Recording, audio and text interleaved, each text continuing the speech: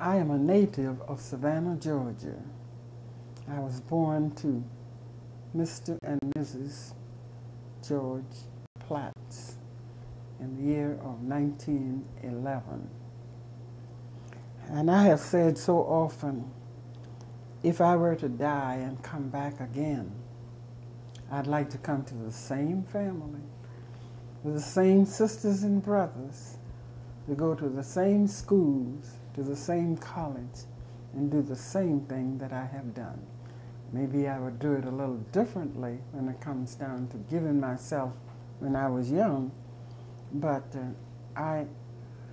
there's not much that I would change, because each time, each job I had, which were few, I tried to give it my best. And the reason why I'm so proud of my background is because I came from a family of fighters for freedom. My grand uncle was Robert Smalls. Robert Smalls was from South Carolina, bought his freedom, and while he was buying his wife's freedom, he also contacted a number of families, because in Beaufort, South Carolina, they had what was known as the Planter, which was one of the gunboats, and this is before emancipation. And he got 3 families, stole the Planter from Beaufort, South Carolina. In a rain of bullets, he carried it over to the northern side, the Union side, in Charleston, South Carolina. And there, the Union accepted, and of course, he was free, and those people whom he took with him became free. The boat was sold. I don't remember exactly how much each person got, but I think he got around $1,500. And I understand very recently that there is some money there, because some money was put in after the boat was sold, scuttled, or rebuilt, or whatever was done to the Planter.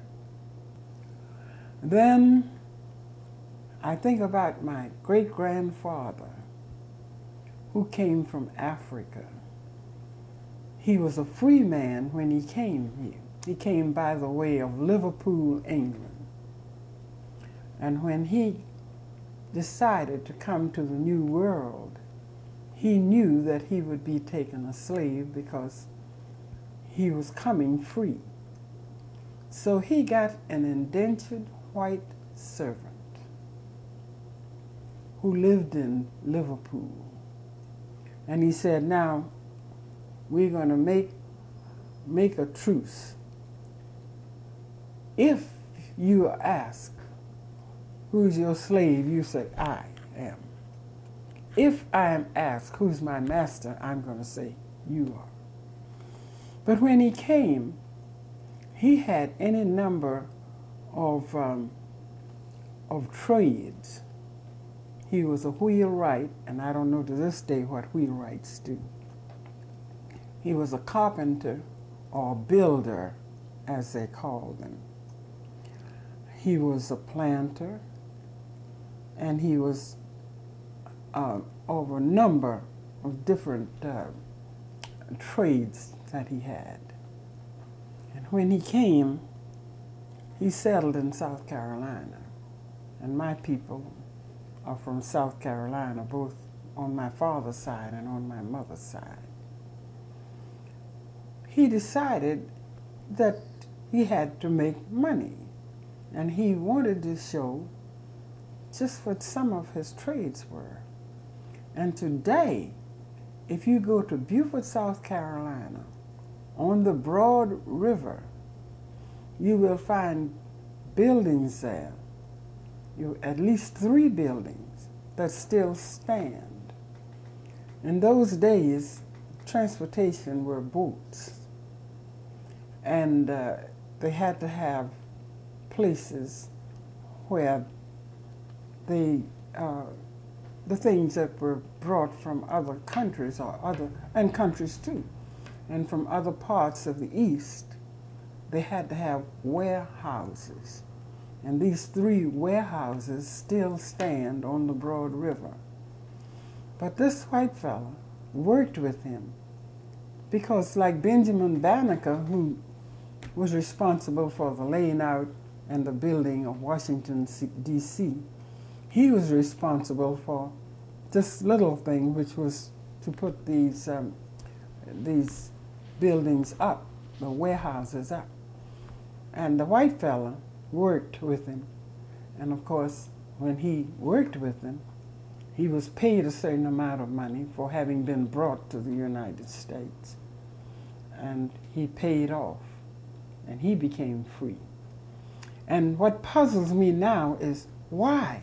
Why is it America has indentured servants because of the color of their skin, and slaves because of the color of their skin?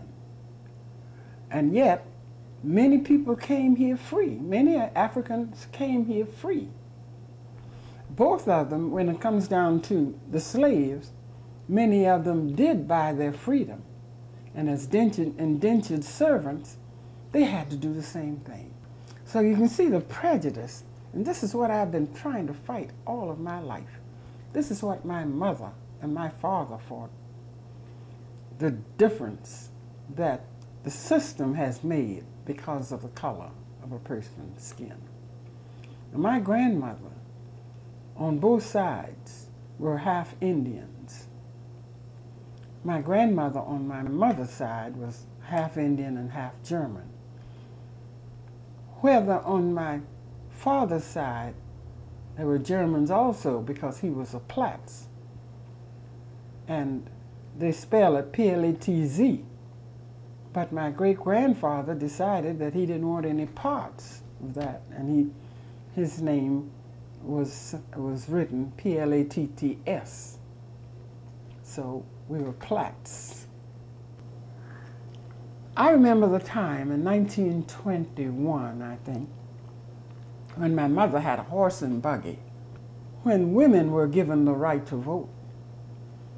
She took the horse and buggy, had me sit beside her, and she would go from house to house and knock on the door, get the women out, take them to the registration office to be registered. This was in Savannah, Georgia. Wow. So you see, when it comes down to a background where I refused to be called anything but the human beings. I'm a human being first, and I'm an American citizen second.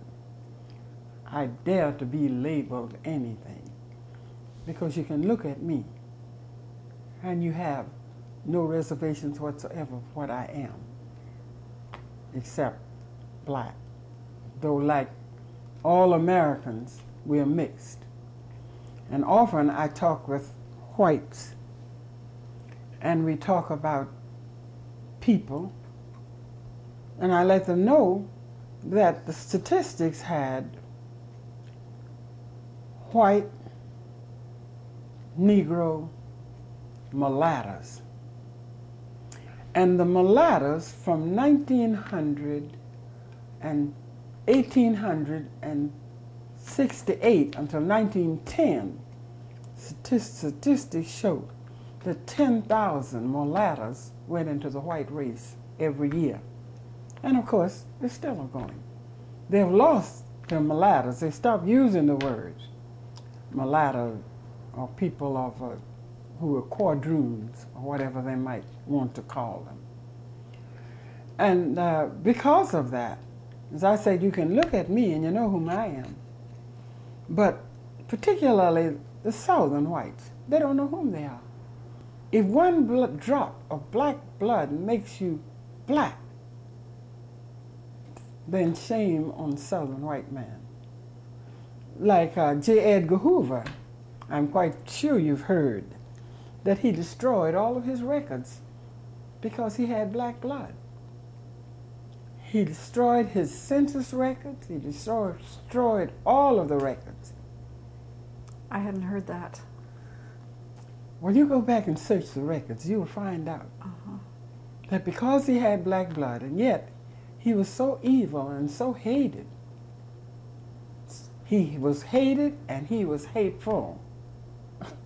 Hateful because he despised what he was. And that's one of the things that I'm trying to get these young people to feel, that you had no say-so as to how you were coming in this world. And God has given most of the people, He's given everybody something. God doesn't handicap anybody. And the masses of people need first, as youngsters, to be proud of whom they are. Whether they're white, black, brown, blue, or yellow. They should be proud and take what they've got and make what they want. They've got a brain. And if they use it, they can go to the very top. I talk to them about having self-esteem and having race pride and having national pride. People are getting to the place now that they wonder, why should they strive to go to the top when it's so corrupt? And of course, my answer to them is, make it better. Start now in high school and get in your mind that you want one of those guys' jobs up there, and then work toward it. I guess I've gotten off of the subject quite a bit. Now, but anyway. When you were in high school, Ms. Boynton, what was on your mind? What did you want? I just wanted to be like my mother. And my mother was a dressmaker, and she and my father had enterprises, and one of them was that he was a builder. Now they call them contractors. But he was a builder at that time. And I think some of that was in me, because he had quite a large tool house. And I used to go in there and just get some of his tools and make all kinds of little things. Working with young people as I have within the last ever so many years, I have found out that the family is so divided. And each time, each 10 or 15 or 20 years, something else comes up and divides the family. It was first the radio, then the TV, where they have TVs in more than one room. Then now the computer. And it divides them, and most of the kids don't know what it is to sit with the family and have a decent conversation. So this game is one that will bring the family together. Because of the fact when we were small, we had games. My mother and father would help us on the weekend. Mostly it was on Friday night that we would have these games. And it wasn't the type of game hardly that they have now. I think Rook is one of the latest games. But we would have games consisted of the states. We had games that consisted of questions. Or we had all kinds of games. And it was interesting to see our parents playing games with us. And it kept the family together. Plus the fact that we had prayers on Sundays before our breakfast, where we would get on our knees. And my mother would pray, my father would pray, and we got a whole lot from the prayers that they were saying. And I thought about what people are saying now. The family that prays together stays together. And our family was very close until my mother and father died. And even at that rate, when they were scattered everywhere, we would visit each other until out of the 10, I'm the only one who's living now. Oh. Were you the oldest? No, I was the 7th child. There were 3 under me. The 7th child. And my brother passed in June. That was the last one, except me. And I know that I'm here for some reason, because so many things have happened that I should have been dead. But God has me here for some purpose. And that little church in the village in which we lived played a very, very important part in the shaping of my life. I was educated. I went to public school in the city of Savannah, Georgia. Then I went to Georgia State College. And during that time, my parents moved to Philadelphia. And I went, before they moved, I went to Tuskegee. At that time, it was Tuskegee Institute, of which my mother particularly, because my father always felt if there's anything we wanted to do that was progressive, why, let them do it. And at this particular time, when I began to cry, because I wanted to go to Tuskegee. And I think what motivated me was a family that I met when I went to a church next door to us, which was a Methodist church, and I recited When Melinda Sings. In this family, the man was blind, and the woman was an elderly woman, quite elderly.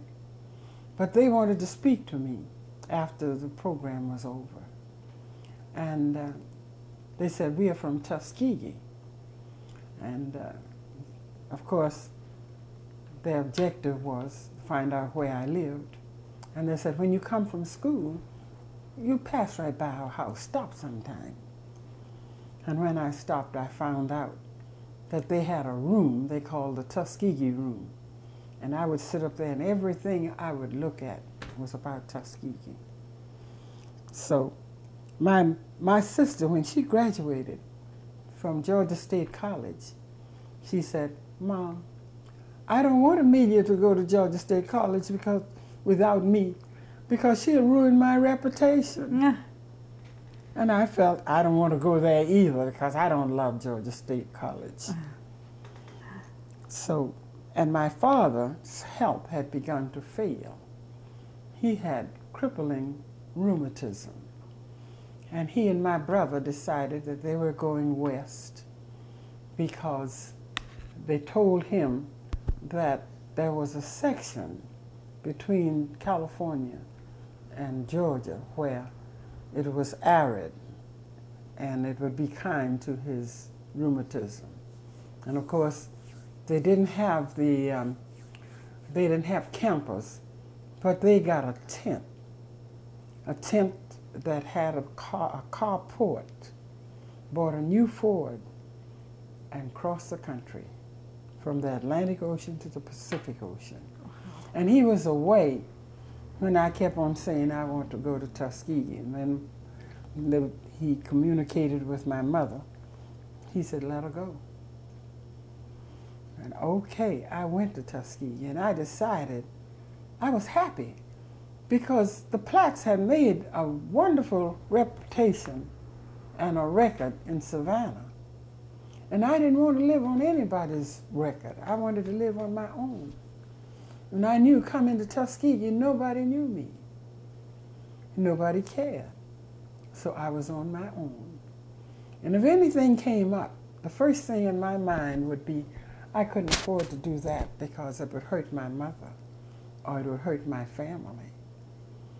And those are the things I think that helped me to realize that I had to be a leader. The family being a leader in Savannah, I figured I could do nothing less. And when I graduated from Tuskegee, I started teaching. I've had very few jobs. I taught for a short time. I worked for the United States Department of Agriculture, and then I did insurance work. Those are all of the jobs I had during my life. Really? And now I'm doing public speaking throughout the world. And I don't call it a job because I get so much from those young people whom I talk to than I can ever give to them. So it has become a part of my life. And the first time, except in the classroom, that I saw where what I had needed to be given to particularly adults was when I accepted the job as a home demonstration agent in Selma, Alabama, and Dallas County. But the way I got that job was some way that the only thing I can say it was the blessings of God. And He has been with me because, as my mother said, you're so far away from the family, from anybody. I keep you on the altar in front of God all of the time. And when the Scottsboro boys were arrested, back there in the 30s, my mother said, leave Alabama and come up here. But I looked at the work that I had to do. I was working with people on plantations who were sharecroppers. And my husband was working with the men and the boys. I was working with the women and the girls. And the only way I got that job was because there was a lady here from Savannah. She was a state home demonstration agent when I was a 4-H club girl. I didn't know she was here. And I wouldn't have known her hardly because time had passed. But when her husband was told that I've got to get some agents, and I have none, and she said, you know, there's a little girl who's on the campus here, and I watched her. I watched her from the time she came, because she was connected with the school, until she finished. I don't know how to get in touch with her, but I believe she would be a very good person to be an agent. And finally, she recognized the Bruces down in Savannah, Georgia. And she wrote a letter to the Bruces to try to find me. And they sent that letter to Philadelphia, where my family was. And the day that I got the letter was so interesting, because I was working for a school known as America's Institute, which was a Baptist school on its way down in Americus, Georgia. And I also had charge of the basketball team. And we were getting ready. This is just about 18 months after I graduated from Tuskegee. Being the coach, we got a letter from Tuskegee saying that they would like for us to play the Tuskegee basketball team, the one I just got off, because I was on the varsity team here. And when we were in the car getting ready to come to Tuskegee, the postman came in, and I was looking for a letter from my boyfriend. And I said, do you have any mail for me? He said, yes, I have a letter for you. He gave me this letter from Tuskegee. And the letter was asking me to contact the state agent, the state extension agent in Tuskegee. I said, well, I'm on my way to Tuskegee now. And when I got here, and I got the students all situated, then I contacted the state agent. And here, this lady, who was the state agent in Georgia, in Savannah, Georgia, was the wife of the state agent here in the state of Alabama. That's the time she told me, I watched you, I watched everything you did. And I said to myself, well, this is something that makes me realize that you can't do anything in the dark because it'll come to light. And I was so straight because of the fact I could not disappoint my parents.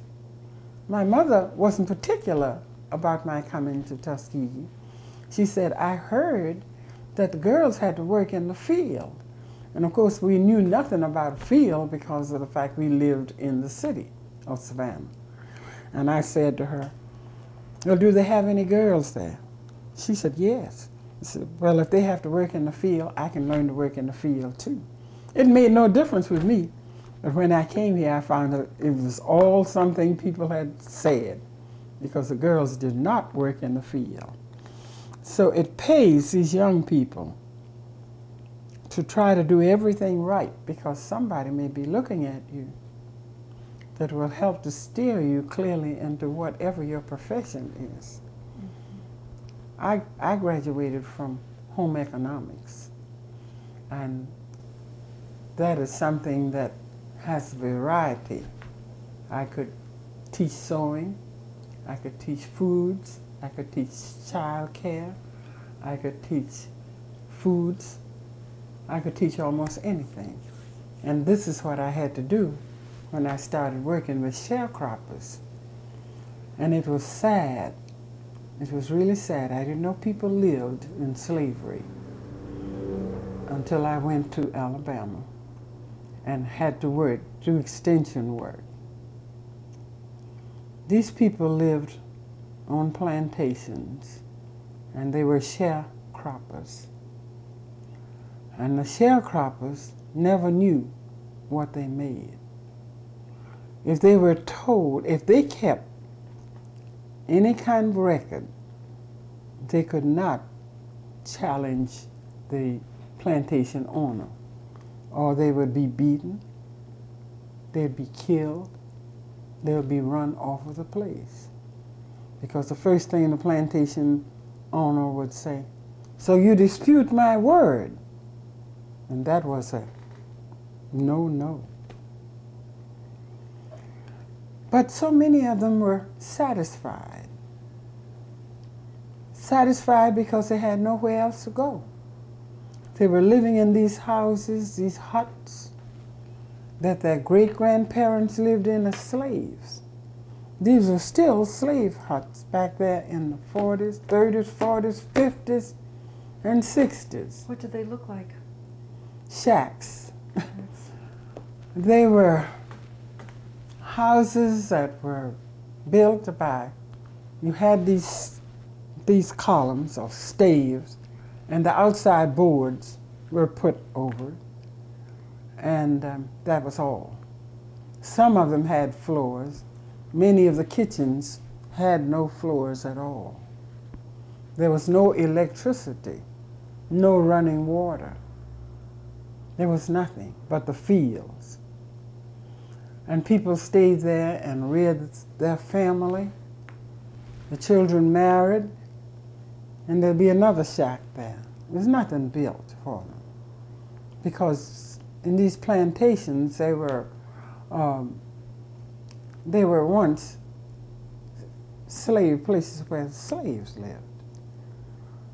And they still kept it, and they did nothing. Now here I am in a house having a demonstration, and the houses had shuttered windows, and that is board windows.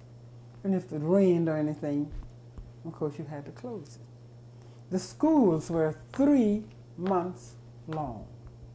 3 months.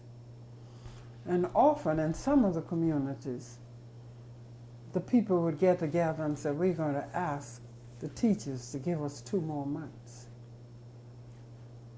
Then they would pay the teachers in chickens, eggs, milk, butter, whatever they had. That's because they had no money. And the boys could not go to school for 3 months. Often they would have to leave the school to clear the land for the next crop. And the girls would be there for 3 months. That was the system. And I was devastated, because having been born and reared in the city where we had 9 months, and where when I was in first grade there were 3 first grades, 3 second grades, 2 or 3 third grades, and as you got up to the 7th grade, then you had classes. You had a teacher who taught maybe English, another one mathematics, and another one science, and another one whatever it might be. But they had 45 minutes classes. And so you had just what they have now. That hasn't changed. But to think of 3 months schooling, and the schools were one teacher school. One teacher teaching from first grade to 6th grade, because that's as high as the education went, only the 6th grade. And if the parents wanted their children to go farther than the 6th grade, they would have to have money to send them, to have them to stay with somebody, or they had to have them to come back and forth. There was no way to do that because, you know, in the 30s, there were few cars, and they couldn't bring them back and forth. And the schools were like the houses. I had seen schools on rocks. You had 4 rocks, and the schools were on those rocks. Then they had shuttered windows. They had floors, great big old wide boards. The doors and the windows were what they call shuttered. They had boards, and of course they could be opened. But when it rained, and it was cold, they had to close those windows, which meant that there was no light. Then the children would have the books trying their best to differentiate the letters. And there was nothing they could, it was actually a handicap. And many times they had to have school on the outside. A day like this, they would have to sit on the outside because the rain and the cold weather, they had to close the shutters. That was the educational system they had. How did people respond to you? Because here you came very well educated with a degree from Tuskegee. What was your relationship? Well, I followed an agent who was supposed to be one of the state's outstanding agents. And I followed this lady. And of course, when it comes down to the people in the rural district, they looked forward to us as a child would look forward to its mother, opening the doors and giving them knowledge and giving them information. Now, Mrs. Williams, who got married and had to leave the extension work. And the thing about it is, in the state of Mississippi, Alabama, Georgia, I think Florida was in there, South Carolina and Tennessee, you could not marry and continue in extension work. So the lady ahead of me married, and she had to give up her work. I came, and I worked for 7 years, and I had to give my work up because of the fact I got married. They claimed that you couldn't divide yourself between your home and your work. The teachers could not get married. They had to stay single in those days. So you had all single teachers, you had all single extension workers, except the men. The men could marry. And I married the county agent. But I had to give up my job. And he didn't have to give his up. He was a man who came off of a farm. In Georgia.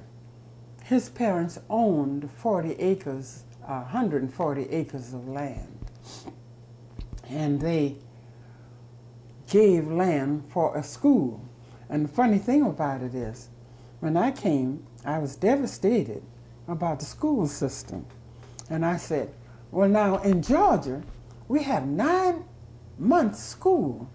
And my husband said, oh, wait a minute. I'm from Georgia. And the people had 3 months school. And I was shocked. I thought, he said, you can't put the whole state of Georgia in Savannah. Savannah was different from the whole state.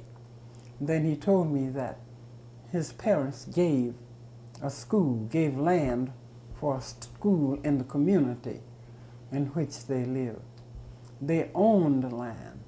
And of course, he was very much acquainted with the types of people and the types of farm owners or plantation owners that they had here. And I tried in so many ways to give everything that I got in Tuskegee in those homes and on those plantations. And Dr. Carver played a very, very important part because he was my husband's, one of his teachers, and he was one of the guest directors while I was in Tuskegee. And that is the reason why, with his close communication with us and with my husband as one of his students, one of his prize students, when we had one of the farmers' conferences, we invited Dr. Carver to come to to Selma. Then before my son was born, with the communication that my husband had with Dr. Carver, he said, if my wife has a boy, will you be his godfather? And he said, yes, I'll be glad to be his godfather. So when my son was born, we named him Carver. Dr. Carver sent $5 and said, put this in the bank. Of course, money was money in those days. $5 would be more than $50 now. He said, put this in the bank and build on it. And when he gets ready to go to college, he'll have a sizable amount of money. Okay,